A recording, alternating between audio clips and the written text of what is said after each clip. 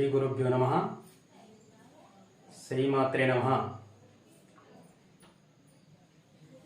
శ్రీ వేద గాయత్రి జ్యోతిష వేదికకు స్వాగతం. నా యొక్క యూట్యూబ్ ఛానల్ వీక్షిస్తున్నటువంటి ప్రేక్షక మహాశయులందరికీ కూడా శుభాభివందనాలు. ఈ యొక్క నూతన సంవత్సరం మొత్తం కూడా మీకు సకల కార్య విజయాలు చేకూరాలని మనస్ఫూర్తిగా కోరుకుంటూ, ఈరోజు మనము సంతానం తర్వాత భార్యాభర్తల మధ్య విడాకులు సంభవించడానికి గల కారణాలనేవి కొన్ని సందర్భాలలో మనకు కనిపిస్తుంటాయి. మామూలుగా విడాకులు అనేవి భార్యాభర్తల మధ్య అవగాహన లోపం ద్వారా కానీ మిగతా కారణాల వల్ల కానీ డైవోర్స్ అనేవి వస్తుంటాయి. కొన్ని సందర్భాలలో దంపతుల మధ్య విడాకులు అనేవి సంతానంతో ముడిపడి ఉంటాయి. అంటే దాని అర్థం ఏంటంటే, వివాహమైన తర్వాత మొదటి సంతానం అబ్బాయి కానీ అమ్మాయి కానీ జరిగిన తర్వాత ఆ యొక్క భార్యాభర్తల మధ్య అవగాహన లోపం కానీ మిగతా కారణాల చేత విడాకులు అనేవి ఏర్పడుతుంటాయి. దాన్ని మనము జ్యోతిషపరంగా ఏ విధంగా చూడవచ్చు అని అంటే, దాన్ని కూడా మనం ఇక్కడ కొన్ని ఉదాహరణల చాటు ద్వారా తీసుకొని మనం ఇక్కడ కూలంకుషంగా తెలుసుకోవచ్చు. అయితే ఇక్కడ ప్రధానంగా మనం గమనించాల్సింది ఏంటంటే, మీ అందరికి కూడా తెలిసిన విషయమే, ప్రతి చార్ట్లో కూడా లగ్నం అనేది ఉంటుంది. లగ్నం నుంచి 12 భావాలు ఉంటాయి. ఒక్కొక్క భావం ఒక్కొక్క రకమైనటువంటి పోర్ట్ఫోలియోని కలిగి ఉంటుంది. దాంట్లో మనం గమనించినప్పుడు లగ్న సప్తమ స్థానం అనేది వివాహ స్థానాన్ని ఇండికేట్ చేస్తుంటుంది. అదేవిధంగా కుటుంబ స్థానము, అష్టమ స్థానము, ఇవన్నీ కూడా వివాహానికి సంబంధించినటువంటి పోర్ట్ఫోలియోస్. దాంతోపాటు ఇక్కడ సంతానానికి సంబంధించినటువంటి భావం గమనించినప్పుడు పంచమ భావం అనేది ప్రధానమైనటువంటిది. దాంతోపాటు మనకి ఇక్కడ నవమ భావము, తర్వాత సప్తమ భావము, పంచమ సప్తమ నవమ భావాలు కూడా, 9వ భావం కూడా సంతానాన్ని ఇండికేట్ చేస్తుంది. అయితే ఇక్కడ మనం గమనించినట్లయితే, ఈ విధంగా మనం చార్ట్ను గమనించినట్లయితే ఇక్కడ చూడండి, ఇక్కడ నేను కర్కాటక లగ్నానికి సంబంధించినటువంటి ఒక వ్యక్తి యొక్క జాతకాన్ని తీసుకున్నాను ఉదాహరణగా. ఈ యొక్క లగ్నం ఇది అయినది. 2వ స్థానంలో, ద్వితీయ స్థానంలో కేతువు, చతుర్థ స్థానంలో గురువు, పంచమంలో శుక్రుడు, షష్టమంలో రవి బుధులు, అష్టమంలో రాహువు కుజుడు, దశమంలో శని, ఏకాదశంలో చంద్రుడు. లగ్నంలో ఎలాంటి గ్రహం లేదు, తృతీయంలో గ్రహం లేదు, సప్తమంలో లేదు, నవమంలో లేదు, తర్వాత ద్వాదశ భావంలో లేదు. ఇక్కడ మనం గమనించినట్లయితే వివాహానికి ప్రధానమైన కారణం సప్తమ స్థానం అని చెప్పాను. అంటే ఇక్కడ సప్తమ స్థానం అనేది ఏదో రకంగా పాపగ్రహాల చేత ఎఫెక్ట్ అయినప్పుడు అక్కడ వివాహం అనేది బాండేజ్ అనేది దెబ్బతింటుంది. ఓకేనా? మరి ఇక్కడ గమనించినప్పుడు ఇక్కడ చూడండి ఒకసారి, లగ్నాత్ సప్తమాధిపతి అయినటువంటి శని ఎవరైతే ఉన్నారో ఈయన ఎక్కడ మేషరాశిలో స్థితి పొందిండు. శనికి మేషం అనేది నీచ స్థానం కాబట్టి ఇక్కడ సప్తమాధిపతి అయినటువంటి ఒక శని నీచ పట్టి ఉన్నది. కాబట్టి ఇది ఒక కలత్రపరమైనటువంటి దోషాన్ని, అంటే ఒక రకమైన వివాహపరమైన దోషాన్ని చూపిస్తుంది. దాంతోపాటు ఇక్కడ మనం గమనించినట్లయితే ఇక్కడ శనికి 2వ ఇల్లు ఏంటిది, అష్టమ స్థానం. ఓకేనా? ఇక్కడ చూడండి, మనకి ఇక్కడ కుజరాహువులు ఉన్నారు. ఇక్కడ కుజరాహువులు, కాబట్టి అష్టమాన్ని మనం ఆయుస్థానంగా తీసుకుంటాం. దాన్ని కొన్ని సందర్భాలలో దాన్ని వివాహాన్ని కూడా అప్లికేబుల్ చేస్తాం. కాబట్టి ఇక్కడ చూడండి, రాహు కుజులు అనే వాళ్ళు ఇక్కడ ఉన్నారు. తర్వాత కుటుంబ స్థానంలో కేతు ఉండడం, కుటుంబ స్థానంలో ఉన్నారు ఇక్కడ కేతు ఉండడం. ఇక్కడ కుటుంబాధిపతి వచ్చేసి ఎక్కడ ఉన్నాడు, షష్టమంలో ఉన్నాడు. ఎక్కడ? షష్టమంలో ఉన్నాడు. షష్టమంలో ఎవరితో కలిసి ఉన్నాడు? ఈ యొక్క కర్కాటక లగ్నానికి పాపి అయినటువంటి తృతీయ ద్వాదశాధిపతి అయినటువంటి బుధునితో కలిసి ఉన్నాడు. సో ఇవన్నీ దేని ఇండికేట్ చేస్తున్నాయి? ఇక్కడ ఈ యొక్క జాతకుని యొక్క వివాహం అనేది అంత సంతృప్తికరంగా లేదు అనేది ఇండికేట్ చేస్తుంది. సో ఇక్కడ మనం ఇంతకుముందుకే చెప్పాను, ఏ కారకత్వం అయినప్పుడు కూడా దాని యొక్క చెడిపోయిందా మంచిగుందా అనే విషయాన్ని మనం గమనించాలంటే ఫస్ట్ మనం ఏం చూడాలి? భావము, భావాధిపతి, భావకారకుడు. ఈ భావము, భావాధిపతి, భావకారకుడు ఈ మూడు సక్రమమైన స్థితిలో ఉంటే ఆ భావం అనేది కంప్లీట్గా రిజల్ట్స్ అనేవి పాజిటివ్ రిజల్ట్స్ ఇస్తుంది. భావం కానీ, భావాధిపతి కానీ, భావకారకుడు కానీ ఏ యాంగిల్లో అయినప్పుడు డ్యామేజ్ అయినప్పుడు ఏమవుతుంది? ఆ భావం అనేది పూర్తిగా పాజిటివ్ రిజల్ట్స్ ఇవ్వకపోవడము, కొన్ని సందర్భాల్లో అసలు రిజల్ట్స్ అనేవి జీరో స్థాయిలో ఉండడం జరుగుతుంటుంది. మనం ఇక్కడ టాపిక్ ఏంటి? మనకి ఇక్కడ సంతానము. ఆ సంతానం అనేది దేనికి దారితీస్తుంది? విడాకులకు దారితీస్తుంది. అంటే ఇక్కడ మనము ఫస్ట్ సంతానానికి కారణమైనటువంటి స్థానం ఏంటిది? పంచమ స్థానం. సంతాన కారకుడు ఎవరు? గురువు. సంతాన కారకుడు ఎవరు? గురువు. సంతానాధిపతి అనేది లగ్నాన్ని బట్టి మారుతుంటుంది. ఇక్కడ మనకు కర్కాటక లగ్నానికి సంతాన స్థానాధిపతి ఎవరు? ఇక్కడ కుజుడు. సంతాన కారకుడు ఎవరు? ఇక్కడ గురుడు.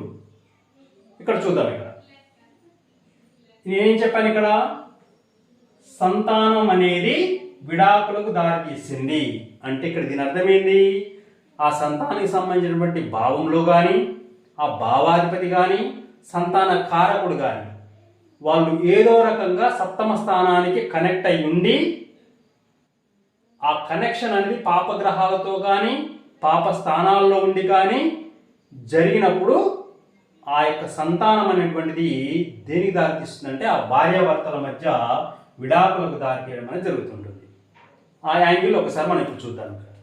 చూడండి ఒకసారి, ఇక్కడ కర్కాటక లగ్న పంచమాధిపతి కుజుడు ఎక్కడున్నాడు? అష్టమంలో ఉన్నాడు. పంచమాధిపతి అష్టమంలో ఉన్నాడు అంటే దాని అర్థం ఏంది? సంతానం ద్వారా భవిష్యత్తులో ఒక రకమైన ఇబ్బందులు తలెత్తడం అనేది జరుగుతుంటుంది. దాంతోపాటు ఇక్కడ మనకు క్రూరగ్రహమైనటువంటి రాహుతో కలిసి ఉన్నారు. కాబట్టి ఈ యొక్క ప్రాబ్లంని ఇంకా ఈ యొక్క రాహు అనేవాడు ఏం చేస్తున్నాడు? ఇక్కడ ఇంకా అగ్రెసివ్ చేస్తున్నాడు. ఓకేనా? తర్వాత ఇక్కడ చూడండి, సంతాన కారకుడైనటువంటి గ్రహం ఎవరైతే ఉన్నారో ఎవరు? గురువు. సంతాన కారకుడు. ఇక్కడ కర్కాటక లగ్నానికి ఈ యొక్క గురువు అనేవాడు షష్టమ భాగ్యాధిపతి. భాగ్యాధిపతి మంచిగానే ఉంది కదా సార్, శుభుడే అంటే దానికన్నా మొదలు ఏమొచ్చింది? ఇక్కడ అతనికి షష్టాధిపత్యం వచ్చింది. కాబట్టి అతను షష్టాధిపత్య ఫలితాలను ఇచ్చి తర్వాత భాగ్యాధిపత్య ఫలితాలను ఇస్తాడు. మరి అలాంటి షష్టాధిపత్యం వహించినటువంటి సంతాన కారకుడైనటువంటి గురుడు ఇక్కడ చతుర్థ స్థానంలో ఉన్నాడు. చతుర్థ స్థానం అంటే ఇక్కడ కంఫర్ట్స్, సుఖాన్ని చూపిస్తుంది. అంటే వివాహం అనేది కూడా ఏంది? ఒక రకమైన కంఫర్ట్. అంటే ఇక్కడ ఈ యొక్క షష్టమాధిపత్యం వహించినటువంటి గ్రహము చతుర్థ స్థానంలో ఉన్నది అంటే ఇక్కడ కంఫర్ట్ అనేది డ్యామేజ్ అయి ఉంటుంది. ఓకేనా? సో కాబట్టి ఇక్కడ షష్టమాధిపతి సప్తమ స్థానంలో ఉండు అంటే ఇక్కడ కంఫర్ట్నెస్ అనేది పోయింది. ఎక్కడ పోయింది ఆ కంఫర్ట్నెస్? చూడండి, ఈ గురువు ఎవరిని వీక్షిస్తుడు? ఈ యొక్క సప్తమాధిపతిని వీక్షిస్తుడు, వివాహ స్థానాధిపతిని వీక్షిస్తుంది. కాబట్టి ఎక్కడ కంఫర్ట్ పోయింది? ఇక్కడ ఈ యొక్క వివాహంలో కంఫర్ట్ అనేది డ్యామేజ్ అయింది. తర్వాత అలాంటి షష్టాధిపత్యం వహించినటువంటి గురువు ఎక్కడ మనకి? ఇక్కడ చతుర్థంలో. ఈ యొక్క చతుర్థ స్థానం ఎవరిది? తులారాశి శుక్రుడిది. అలాంటి శుక్రుని యొక్క ఇంట్లో ఉన్నటువంటి గురువు ఏం చేస్తుంది? ఇక్కడ సప్తమ స్థానాన్ని వీక్షిస్తుంది. ప్లస్ అదే విధంగా ఆ యొక్క చతుర్థాధిపతి ఎవరైతే ఉన్నారో ఆయన ఎక్కడ ఉన్నాడు? ఇక్కడ పంచమ స్థానంలో ఉన్నాడు. ఈ పంచమాధిపతి ఎక్కడున్నాడు? ఇక్కడ అష్టమ స్థానంలో ఉన్నాడు. అంటే ఇక్కడ ఏమవుతుంది? శుక్రుడెవరు? కలత్రకారకుడు. శుక్రుడెవరు? కలత్రకారకుడు. కాబట్టి ఇక్కడ ఏం చెప్తుందంటే ఇక్కడ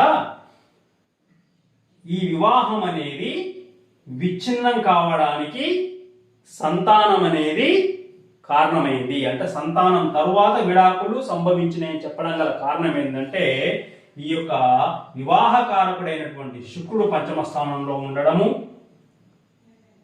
ఆ యొక్క స్థానాధిపతి అష్టమ స్థానంలో కేంద్రీకృతమై ఉండడము, సంతాన కారకుడైనటువంటి గురుడు షష్ఠాధిపత్యం వహించి సప్తమ స్థానంలో ఉండి చతుర్థ స్థానంలో ఉండి ఎక్కడ శనిని వీక్షించడం. శని ఎవరు? సప్తమాధిపతి. కాబట్టి ఇక్కడ సంతాన కారకుడు ఈ యొక్క సప్తమాధిపతిని వీక్షించడం వలన ఈ వివాహం అనేది డ్యామేజ్ అయింది. సో దానికి సంతానం అనేది కారణం కావడం గల కారణం ఏంటంటే ఇక్కడ వివాహ కారకుడైనటువంటి శుక్రుడు పంచమ స్థానంలో ఉండడము, తర్వాత సంతాన కారకుడైన గురుడు చతుర్థ స్థానంలో ఉండి సప్తమాధిపతిని వీక్షించడము. సో ఈ యొక్క పంచమంలో శుక్రుడు, షష్ఠాధిపతి అయినటువంటి గురుడు చతుర్థంలో ఉండి శనిని వీక్షించడం అనేది దేన్ని ఇండికేట్ చేస్తుంది? సంతానం అనేది జరిగిన తర్వాత ఇక్కడ భార్యాభర్తల మధ్య విడాకులు అనేవి సంప్రాప్తించడం జరిగినది. మరి ఇక్కడ విడాకులకు కారణమైనటువంటి గ్రహం ఒకటి ఉంటుంది. ఏంటిది? రవి. అంటే మనం ఎప్పుడైనప్పుడు కూడా విడాకులు అనే విషయాన్ని మనం పరిగణలోకి తీసుకున్నప్పుడు ఖచ్చితంగా మనము కన్సల్ట్ చేయాల్సినటువంటి గ్రహం ఏంటిదంటే రవి గ్రహం, దాంతోపాటు కేతు గ్రహం. కాబట్టి ఇక్కడ చూడండి, ఈ యొక్క సంతానం జరిగిన తర్వాత విడాకులు అనేవి వచ్చినాయి. మరి ఇక్కడ ఇండైరెక్ట్ గా కానీ డైరెక్ట్ గా కానీ రవికి కనెక్షన్ ఉండాలి. చూద్దాం ఎట్లా. ఇక్కడ చూడండి, ఈ యొక్క కర్కాటక లగ్నానికి ద్వితీయాధిపత్యం వహించినటువంటి రవి ఎక్కడున్నాడు? ఈ యొక్క షష్టమ స్థానంలో ఉన్నాడు. ఓకేనా? ఎవరితో ఉన్నాడు? ఈ యొక్క లగ్నానికి పాపి అయినటువంటి తృతీయ ద్వాదశాధిపతి బుధునితో ఉన్నాడు. ఇది ఎవరిల్లు? గురువు యొక్క ఇల్లు. గురువు అంటే ఎవరు? సంతానకారకుడు. కాబట్టి ఏం చెప్తుంది? యొక్క రవి బుధుల యొక్క షష్టమ స్థాన స్థితి అనేది ఏం చెప్తుంది? సంతానం జరిగిన తరువాత ఈ యొక్క రవి అనే గ్రహం ఏం చేసింది? విడాకుల్ని ఇవ్వడం అనేది జరిగినది. దాంతోపాటు మనం గమనించినట్లయితే కుటుంబ స్థానంలో కూడా ఎవరున్నారు? ఇక్కడ మనకు కేతు ఉన్నాడు. కాబట్టి కేతు పాపగ్రహం. కాబట్టి ఇక్కడ కుటుంబం అనేది లేకుండా చేయడం అనేది జరిగినది. అంటే తనతో భార్యతో ఉండడం అనేటువంటి అవకాశం లేకుండా పోయింది. సో అదే విధంగా మనం గమనించినట్లయితే కుటుంబ స్థానాన్ని గమనించే కుటుంబ స్థానాత్ ఇక్కడ అష్టమం ఏమవుతుంది? సప్తమ స్థానం అవుతుంది. కాబట్టి అట్లా చూసుకున్నప్పుడు కూడా ఏమైంది? సప్తమ స్థానం అనేది కలత్ర స్థానం అనేది డ్యామేజ్ అయింది. ఎందుకు? ఇక్కడ కుజరాహులు అనే వాళ్ళు ఉన్నారు. ఓకేనా? సో ఇక్కడ దాంతో పాటు మనం గమనించినట్లయితే పంచమం ఏంటిది? మనకి ఇక్కడ భాగ్యస్థానం. అంటే కొన్ని సందర్భాల్లో మనం సంతానాన్ని పంచమాత్ చూడొచ్చు, పంచమ స్థానం అనేటువంటి భాగ్యస్థానంతో కూడా చూడొచ్చు. ఓకేనా? సో మరి ఇక్కడ గమనించినట్లయితే ఇక్కడ పంచమాధిపతి అయినటువంటి ఎవరిక్కడ? కుజునికి. పంచమాధిపతి అయినటువంటి కుజునికి తర్వాత ఇక్కడ ఎవరు? ఈ యొక్క పంచమాధిపతి ఉన్నటువంటి గ్రహం ఇక్కడ శని. ఈ ఇద్దరికి చూడండి పరివర్తన యోగం జరిగినది. అంటే కుజుని ఇంట్లో శని ఉన్నాడు, శని ఇంట్లో కుజుడు ఉన్నాడు. ఈ కుజ శనుల యొక్క పరివర్తన యోగం కూడా దేన్ని ఇండికేట్ చేస్తుంటుంది? ద్వితీయ వివాహాన్ని, ఇంకొక వివాహాన్ని ఇండికేట్ చేస్తుంటుంది. ఇక్కడ శని కుజునింట్లో ఉండడము, కుజునింట్లో శని ఉండడము, అది ద్వితీయ వివాహాన్ని, అంటే ఒక వివాహం అనేది డ్యామేజ్ కావడం అనేది జరగడానికి చూపిస్తుంది. ఆ యొక్క డ్యామేజ్ అనేది ఎందుకు జరిగిందంటే ఈ యొక్క పుత్రకారకుడైనటువంటి సంతానకారకుడైనటువంటి గురువు వీక్షించడం వల్ల. చూడండి ఇక్కడ గురువు ఏం చేస్తుంది? ఇక్కడ శనిని వీక్షిస్తుండు సప్తమ దృష్టితోటి, 1 2 3 4 5 పంచమ దృష్టితోటి కుజుని వీక్షిస్తున్నాడు. కాబట్టి ఇక్కడ శని కుజుల యొక్క పరివర్తన యోగం అనేది ఒక వివాహం అనేది విచ్ఛిన్నం కావడానికి చూపిస్తే, ఆ విచ్ఛిన్నం అనేది సంతానం జరిగిన తర్వాత అయ్యిందని చెప్పడానికి ఇక్కడ గురువు ప్రధాన పాత్ర వహించడం అనేది జరుగుతుంటుంది. దాంతోపాటు ఆ యొక్క పంచమాధిపతి అయినటువంటి కుజుడు అష్టమంలో పడిపోవడము, ఈ యొక్క పంచమంలో వివాహకారకుడైన శుక్రుడు ఉండడము, ఇవన్నీ కూడా ఈ యొక్క దాంపత్య జీవితం అనేది డైవర్స్లోకి వెళ్ళడానికి, సంతానం జరిగిన తర్వాత సాధ్యపడడం అనేటువంటి విషయాన్ని ఇక్కడ ఇండికేట్ చేయడం అనేది జరుగుతూ ఉంటుంది.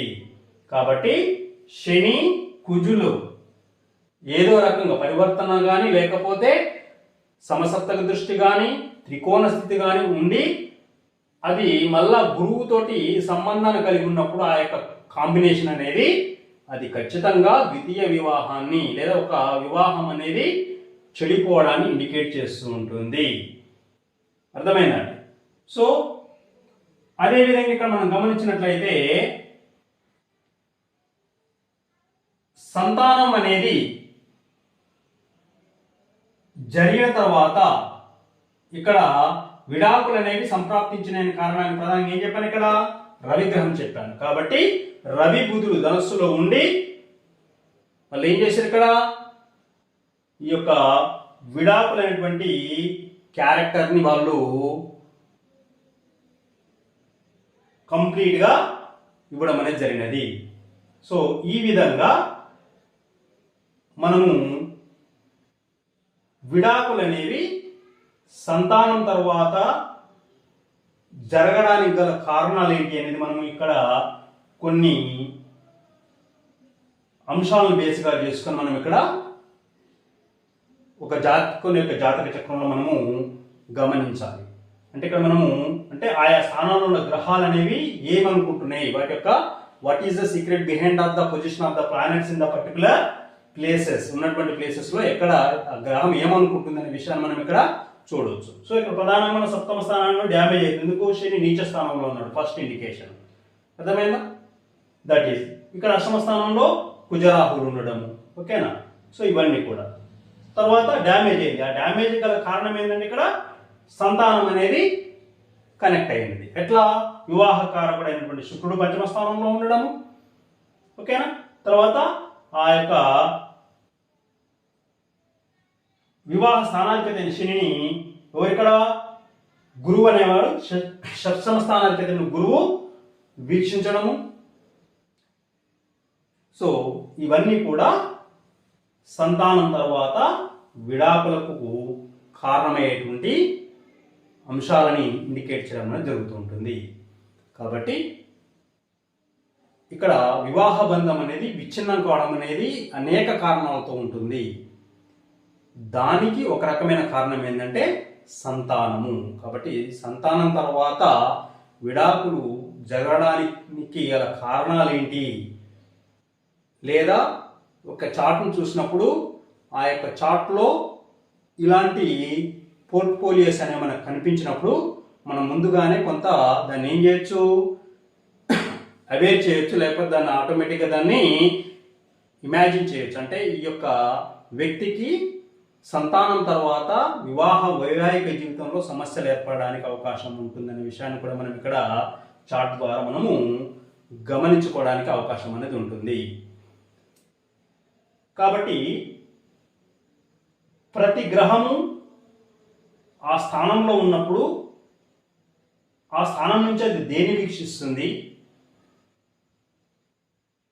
ఆ స్థానంలో ఉండేది ఏ గ్రహంతో త్రికోణ స్థితిలో ఉంది, ఆ స్థానంలో అది నీచపట్టి ఉన్నదా, శుభగ్రహాలతో కూడి ఉన్నదా, లేదా ఏదైనా పాపగ్రహాల మధ్య బందీ అయి ఉన్నదా అనే విషయాన్ని మనం ఇక్కడ పరిగణలోకి కూడా తీసుకోవాలి. ఇక్కడ చూడండి, ఒకసారి నేను చెప్తాను.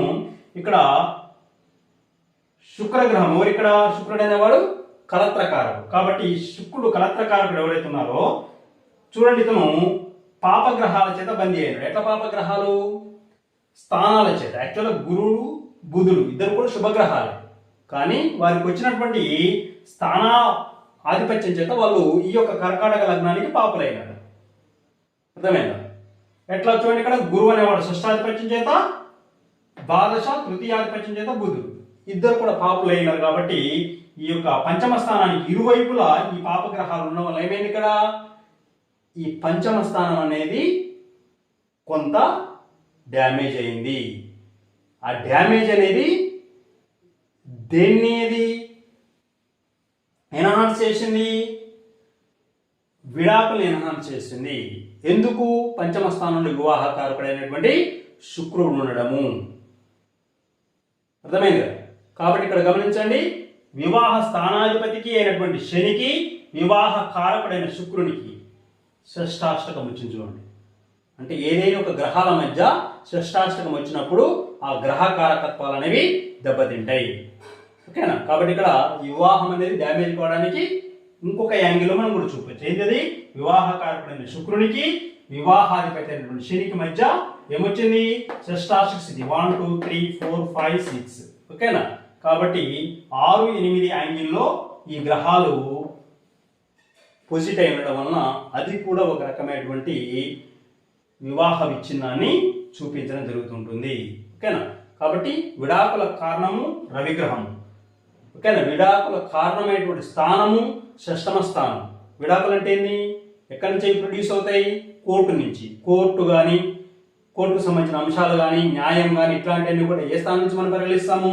6వ స్థానంలో పరిగణిస్తాము. కాబట్టి అలాంటి విడాకుల కారణమైనటువంటి యొక్క రవి ఎక్కడ ఉన్నాడు? ఇక్కడ షష్టమ స్థానంలో ఉన్నాడు. సో ఇవి different angles of reasons the damage of the divorce of the marriage after the child birth. కాబట్టి ఒక సంతానం అనేది కూడా కొన్ని సందర్భాల్లో భార్యాభర్తల మధ్య విడాకులకు దారితీస్తుంది అనేది ఒక ఉదాహరణ జాతకం ద్వారా మనం ఇక్కడ కులంకుషంగా తెలుసుకోవడం అనేది జరిగినది. ఈ విధంగా అనేక రకాలైనటువంటి యాంగిల్స్లో అనేక రకాలైనటువంటి ఆస్పెక్ట్స్ని మనం ఇక్కడ ఒక వ్యక్తి యొక్క జాతకంలో పరిగణలోకి తీసుకొని వాటిని విశదీకరించుకోవచ్చు. అంటే ఇక్కడ ఆ గ్రహాల యొక్క పొజిషన్లో ఉన్నటువంటి బిహైండ్ ఆఫ్ స్టోరీ ఏందనేది మనం ఇక్కడ గమనించుకోవాలి. దాన్ని బట్టి మనం ఇక్కడ ఆ యొక్క చార్ట్ని మనం ఇక్కడ ప్రిడిక్ట్ చేయడం అనేది జ్యోతిష్ శాస్త్రంలో ప్రధానమైనటువంటి అంశము. సో ఇది ఒక సింపుల్ టాపిక్. కాబట్టి తర్వాత నెక్స్ట్ కమింగ్ వీడియోస్లో ఇంకా కొన్ని కొత్త కాన్సెప్ట్స్ తోటి ప్రతి జ్యోతిషపరమైనటువంటి అంశాలని బేసిక్గా తీసుకొని మీకు వివరించడం జరుగుతుంది ఈ వేదిక ద్వారా. Thank you one and all. So అందరూ కూడా నా యొక్క ఛానల్ని వీక్షించండి. ఫస్ట్ ఆఫ్ ఆల్ మీరందరూ కూడా లైక్ చేయండి. లైక్ చేస్తే ఈ యొక్క ఛానల్ అనేది అందరికీ చేరుతూ ఉంటుంది. తర్వాత సబ్స్క్రైబ్ చేసుకోండి. మీ యొక్క గ్రూప్స్లలో మీ యొక్క ఫ్రెండ్ సర్కిల్లో షేర్ చేయండి. లైక్ చేయడం మర్చిపోకండి. Thank you one and all.